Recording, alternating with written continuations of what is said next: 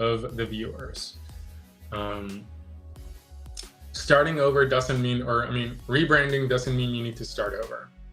It just means you need to, on your next attempt at going live, change something. Okay, so I'm going to summarize everything. And it's 49:09. Dear Lord, can I talk?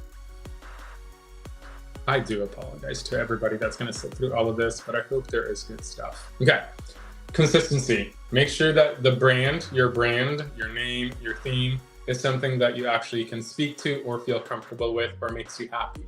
If it's not doing at least 2 of those 3 things, go to your upline and talk about a potential rebrand.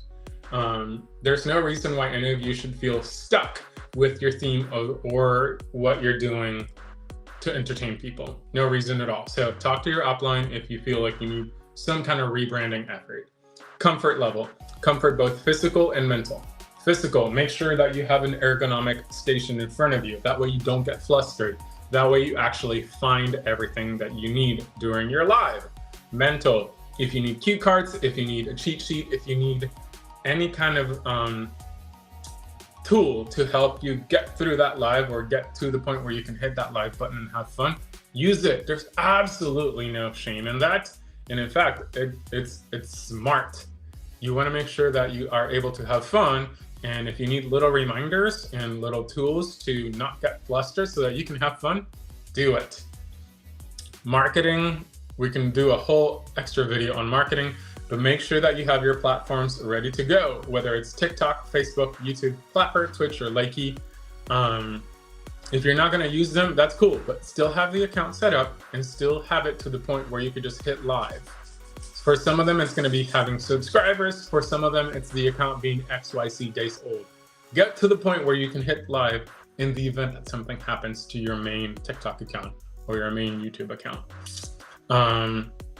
Along the lines of your brand and your comfort level with that brand, make sure that your marketing follows that brand across the board, whether it's still flyers, pre-recorded videos, or your live itself. Make sure it's nice and cohesive so that when people see that particular theme, that particular marketing tool, they always think of you.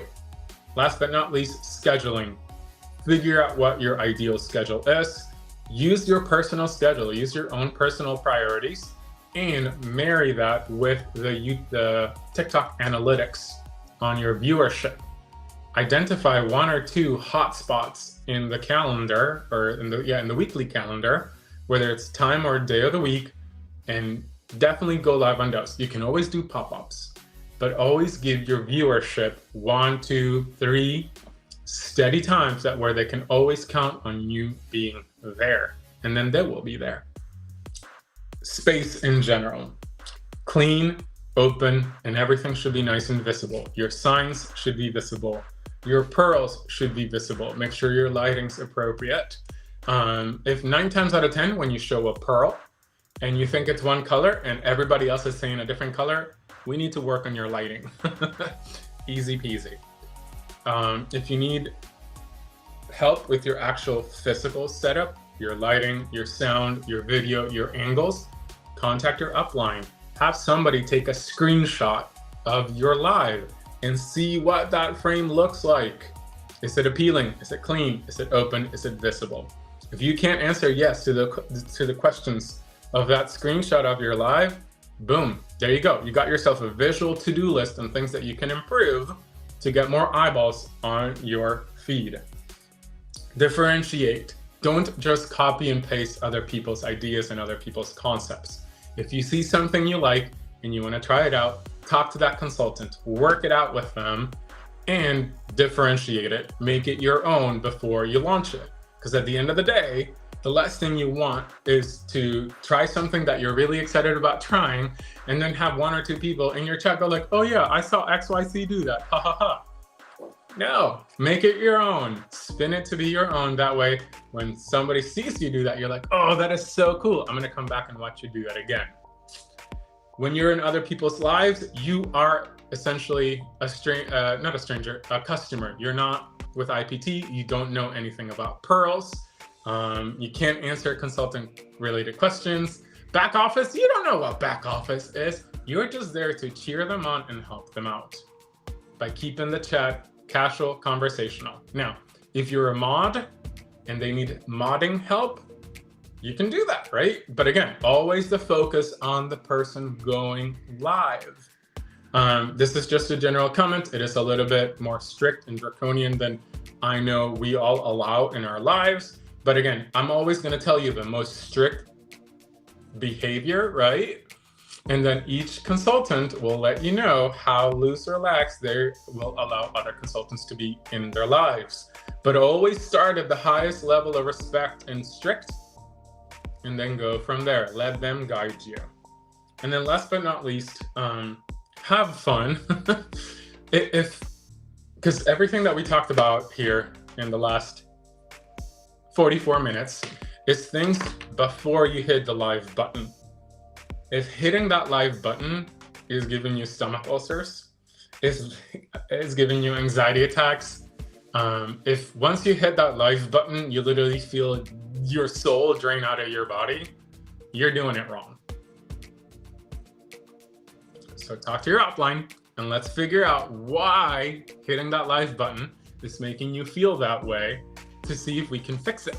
Because again, yes, this is a job. Yes, for a lot of us, the income that we make from pearls is letting us accomplish life goals that otherwise we would not be able to accomplish. For some of you, it's your full-time income. So I understand that not all jobs have to be fun, but if it's not fun to the point where it's actually making you sick, we need to work on that. And I will happily work with you on it. Even if you're not my downline, go talk to your upline. Make sure you got permission, and I'll help you out. Because that's one thing. Huge disclaimer: I am posting this on TikTok. I know that some of the things that I have said may not be popular, may not sit well with some folks. That's on you. Sorry. I'm not looking to poach. I'm not looking to steal anybody's consultants. I'm not looking to do anything to break anybody's upline downline relationship. Not interested in that. Don't want it. But I'm also not going to turn anybody away if they have a question. So if I'm not your upline and you do have questions or like a bigger problem, go to your upline, talk to them. I'll gladly answer questions, but I don't want to keep anybody's uplines out of that loop. So that's my disclaimer there. So that's it. Next Saturday is going to be about the things that you do after you go live. So it's going to be very heavy on back office and customer retention and your own mental balance, because it's exhausting. Going live is exhausting. And then having to process the orders and think of what to do before the next live, that can be also daunting and exhausting. So that's going to be the next one. And then the final one on the last Saturday of the month is going to be the actual live show, which we're going to focus on, hey, this is the general idea of what you should be doing in your live. Here are some game ideas. Here's how to break through silence or downtime. If you have an open lineup, do the following. If you do not have an open lineup, do the following. If there's any questions, please feel free to ask. But otherwise, now that we are just under an hour, I'm going to shut up. I'm going to finish my coffee and I'm going to go do my back office work. So, bye everybody.